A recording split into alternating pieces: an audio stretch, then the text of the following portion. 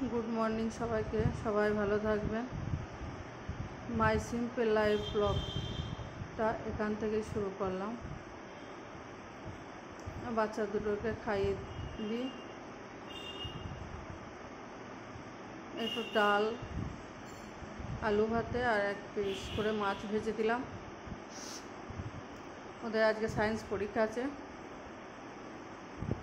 খাওয়া দাওয়া করে নিই। আজকে বাড়িতে প্রচুর কাজ আছে জানেন তো। ওদেরকে নামিয়ে দিয়ে গাড়িতে দিয়ে আসার পর আমি কাজগুলো বাকি সব সারবো। তারপরে প্রথমে আগে রান্না করে নেব, তারপর বাকি কাজগুলো সারবো। ওদের হালকা একটু টিফিন দিয়ে দিই। একটা বিস্কুট নেবে আজকে, একটা লাড্ডু আর একটু ড্রাই ফ্রুট, বাস এটাই ওদের টিফিন। জানেন তো বড়টা একদম টিফিন খেতেই চাইছে না, মানে ও তো কিছু নিতেই চাইছে না। জোর করে আমি ভরে দিলাম যে খাবি, আর না খাবে না।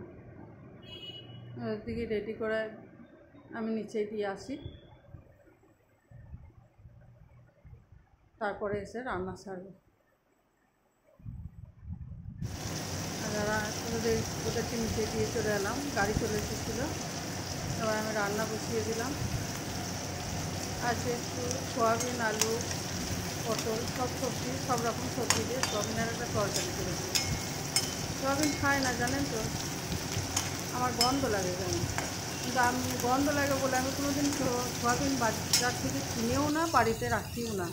ছোটোটা সেদিনে শুনেছে সোয়াবিনের তরকারি, বলছে মা সোয়াবিন কী জিনিস। আমার ঠিক আছে, একদিন রান্না করে খাইয়ে দেবো। ওর কথাতেই দেখেন আজকে একটু সোয়াবিনের তরকারি করে দেবো। একটু পেঁয়াজ ভাজা দিলাম, তারপর সব রকম একটু মশলা দিয়ে দিলাম, একটু পেঁয়াজ বাটা, আদা বাটা, জিরে গুঁড়ো, হলুদ, লঙ্কা, ধনে সব কিছু ভালো করে কষিয়ে নিলাম। নিয়ে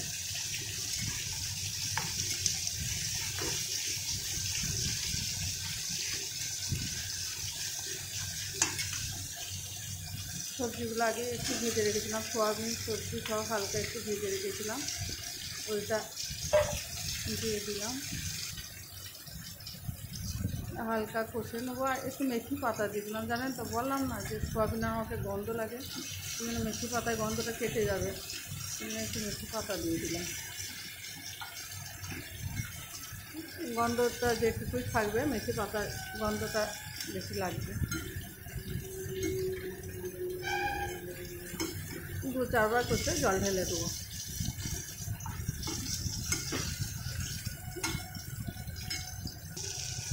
এদিকে সেখানে একটু করলা ভাজবো নিজের জন্য, বাচ্চারা তো খায় না করলা তিতো। এই করলা ভাজাটার সঙ্গে জানেন তো একটু পেঁয়াজ মাখিয়ে খেতে খুব ভালো লাগে, কাঁচা পেঁয়াজ। খাওয়ার সময় একটু পেঁয়াজ মাখিয়ে নেবেন, যেমন খেতে খুব ভালো লাগে।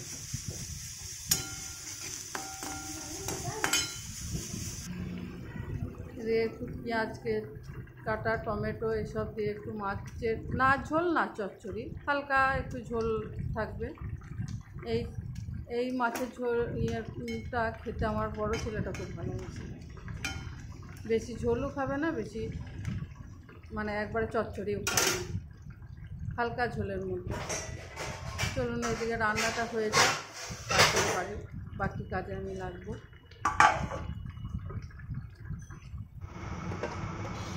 রান্না হয়ে গিয়েছে, আমি একটা কড়াইতেই রান্না করি জানেন তো, দিয়ে রান্না করে করে আমি আবার জায়গাতে ঢেলে নিই। শেষে মাছটা কড়াইতেই রেখে দিলাম।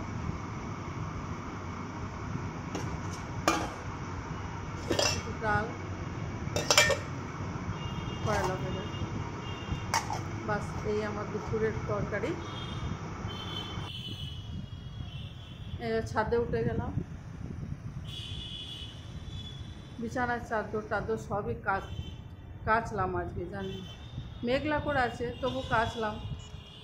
কদিনই বিছানো ছিল, বাচ্চাদের চান করে যাওয়া কাপড় চোপড়গুলো ছিল, সেগুলো সব ছাদে মেলে দিলাম। আর দেখেন বৃষ্টি হয়েছিল সকালে খুবই। এই যে বিছানার চাদরটা চেঞ্জ করলাম, নিয়ে একটা অন্য চাদর বিছালাম,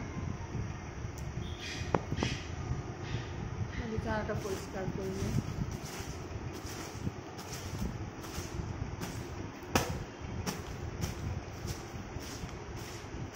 বিছানাটা পরিষ্কার বিছানার চাদরটা নিচে পরিষ্কার করে নিলাম।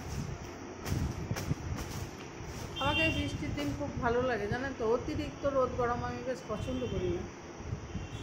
ঘরে যদি খাবার দাবার সব আনা থাকে আর বৃষ্টি হোক না, বেশ ভালোই লাগে। কিন্তু অনেক মানুষের আবার কষ্টও হচ্ছে, তাদের কষ্টটাও দেখতে হবে বৃষ্টিতে। বেসিনটা অনেকদিন পরিষ্কার করা হয় না, ছোটো ছেলেটাই করে বেশিরভাগ, আজকে আমিই করে দিলাম।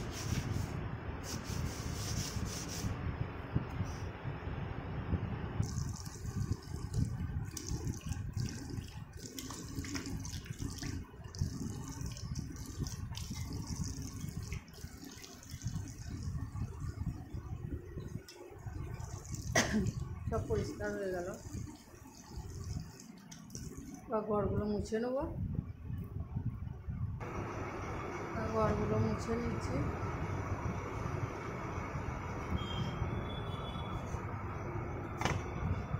আজকে প্রচুর কাজ ছিল, প্রচুর কাজ। অত কাজ দেখাতে গেলে ভিডিওটা প্রচুর বড় হয়ে যাবে, যার জন্য আমি শর্টে ছেড়ে দিলাম।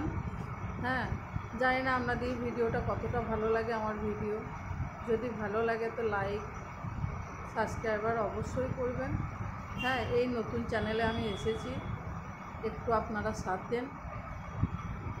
চেষ্টা করব আপনাদের মনের মতো ভিডিও বানানোর। আমি এমনি জানেন তো খুব কম কথা বলি। হ্যাঁ, বাড়িতে তো একাই থাকি, ওই জন্যে মানে ক্যামেরার সামনে এসেও কথা বলতে আমার খুব অস্বস্তি বোধ হয়। যাক, জানি না আপনারা কতটা পছন্দ করবেন। সব মোচা হয়ে গেল, কিছু যদি ভুল করে থাকি ক্ষমা করে দিবেন। ঘর মোচা হয়ে গেল আমার, এখানেই আমি ব্লগটা শেষ করব। আর বাথরুম পরিষ্কার করে তারপরে চানটা সেরে নেব। গুড বাই, ভালো থাকবেন।